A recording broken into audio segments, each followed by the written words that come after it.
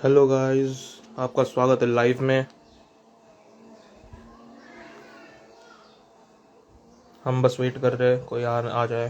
हाँ, एक जन आ गए। तो हेलो गाइस, आज हम लोग पढ़ने वाले हैं इंजीनियरिंग केमिस्ट्री का स्पेक्ट्रोस्कोपी का इंट्रोडक्शन।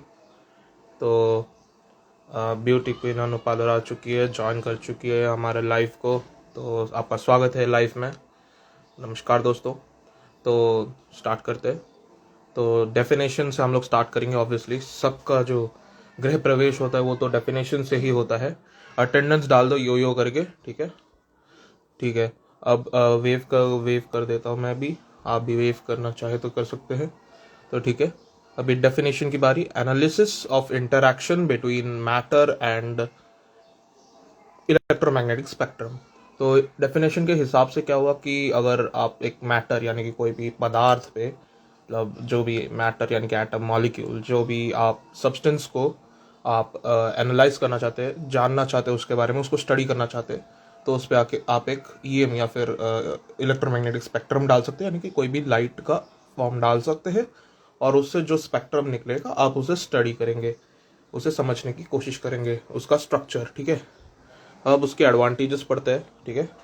अब एडवांटेजेस ऑफ स्पेक्ट्रोस्कोपी क्या होता है कि रैपिड होता है, काफ़ी जल्दी होता है, स्पीड मतलब स्पीड से होता है, बहुत कम टाइम लेता है। जैसे कि आप देख सकते हो वो एकदम तेज़ी से भाग रहा है ना, तो वैसे ही स्पीड हो जाता है। एडवांटेजेस यानी कि फ़ायदा क्या है, ताकत है। स्पेक्ट्रोस्कोपी के हम पढ़ने वाले हैं तो उसमें है रैपिड, पहला वाला। बहुत कम टाइम लेता है, मतलब बहुत जल्दी हो जाता है एनालिसिस जो भी करना है आपको, स्पीड से। तो दूसरा वाला है बहुत इफेक्टिव होता है स्मॉल क्वांटिटी के लिए, यानी कि मिलीग्राम या फिर माइक्रोग्राम के लिए। तो फिर आप छोटी छोटी चीज़ों को भी आप अच्छे से एनालाइज कर सकते हो। देखो ये ऐसे बाइनोक्लास, मतलब सॉरी, मैग्नीफाइंग ग्लासेस से देख रहा है ना। बाइनोक्लास तो दो लेंस वाले होते हैं, ये मैग्नीफाइंग ग्लास से देखो कैसे देख रहा है। तो ये बहुत छोटी चीज़ों को भी अच्छे से एनालाइज कर लेता है। ऑब्वियसली ये इलस्ट्रेशंस मैंने तुम्हें बस अंडरस्टैंड करवाने के लिए दिया है, थोड़ा बहुत, एग्जैक्टली वैसा नहीं होता। तो वही, ये बस ऐसे ही मैंने समझाने के लिए बनाया। तो देख सकते हो कि कितना अच्छे से देख सकते हो, वो छोटी चीज़ों को भी एनालाइज कर सकता है, मतलब ज़्यादा इफेक्टिव होता है स्मॉलर क्वांटिटीज़ में। ठीक है। बहुत शुक्रिया फायर के लिए आपने कमेंट्स में। और हाँ, ज़्यादा इफेक्टिव रहता है। और हाँ, थैंक्स जो भी अच्छे अच्छे कमेंट्स कर रहे हैं।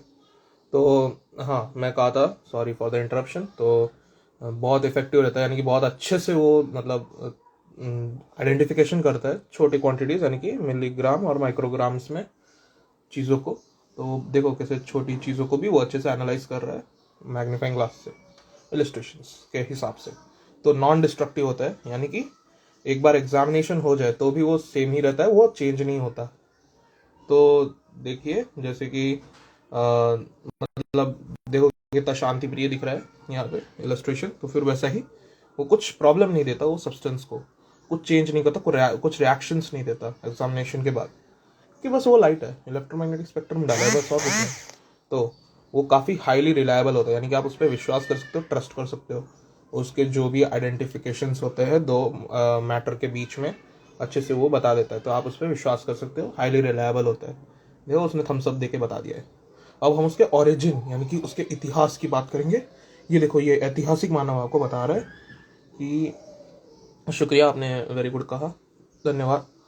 तो हाँ, तो ओरिजिन्स यानी कि देखो ये मतलब आदि मानव बता रहा है कि उसकी इतिहास क्या है।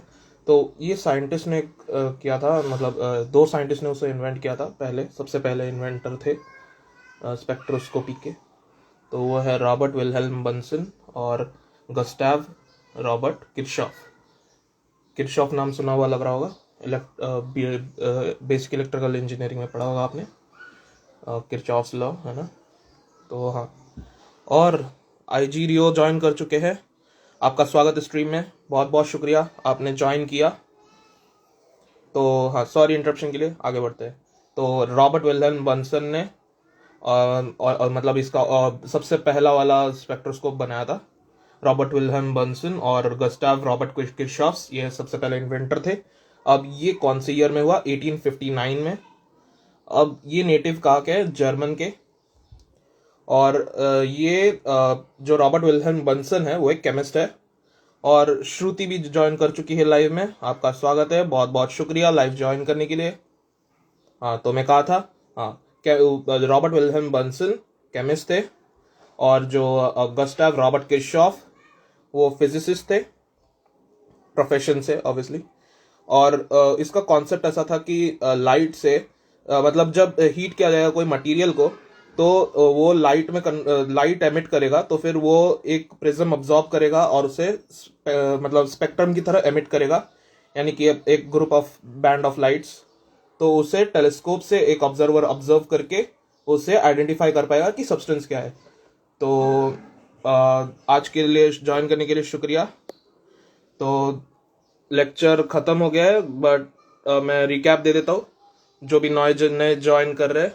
तो हम लोग आज स्पेक्ट्रोस्कोपी कर रहे थे, उसका इंट्रोडक्शन कर रहे थे। तो डेफिनेशन था कि analysis of interaction between matter and EM spectrum, यानी कि लाइट और मैटर जब भी इंटरेक्ट करते हैं, हम उससे उस मटेरियल के बारे में स्टडी करते हैं, तो फिर हमें उसको वही प्रोसेस को स्पेक्ट्रोस्कोपी कहते हैं।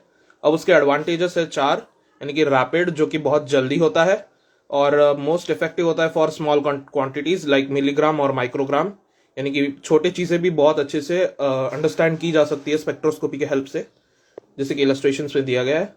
और वो नॉन डिस्ट्रक्टिव भी होता है, यानी कि वो कोई चेंज नहीं लाता रिएक्शन यानी कि एग्जामिनेशन के बाद ऑफ द सब्सटेंस। और रिलायबल भी होता है, यानी कि भरोसेमंद होता है उसके जो भी रिजल्ट्स होते हैं स्पेक्ट्रोस्कोपी के। और इसका ओरिजिन किया है 1859 में जर्मन साइंटिस्ट मतलब केमिस्ट और फिजिसिस्ट रॉबर्ट विल्हेम बंसन और गस्टव रॉबर्ट किरशॉफ। और ये मतलब इसका मैकेनिज्म था कि मटेरियल को हीट करके लाइट दे एमिट किया जाता था, जो ऑब्जॉर्ब किया जाता था एक प्रिज्म में, और वो प्रिज्म लाइट एमिट करता था एज स्पेक्ट्रम, यानी कि group of band of lights.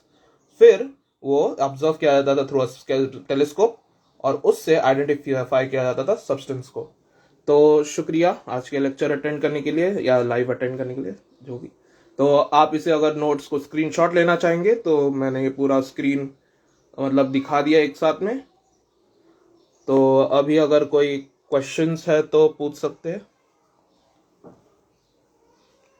नहीं तो आज का लेक्चर हो गया, रिकैप भी हो गया, सब हो गया। Thanks for joining. मेरे को अच्छा लगा अगर आपको समझा होगा सब, तो कमेंट्स में बता दीजिए आपको समझा या कोई क्वेश्चन ऐसा कुछ है। Thanks for all the fire emoji. तो आई होप आपको समझा होगा। Thanks for watching, bye. मिलते हैं अगले लाइव या फिर वीडियो जो भी है।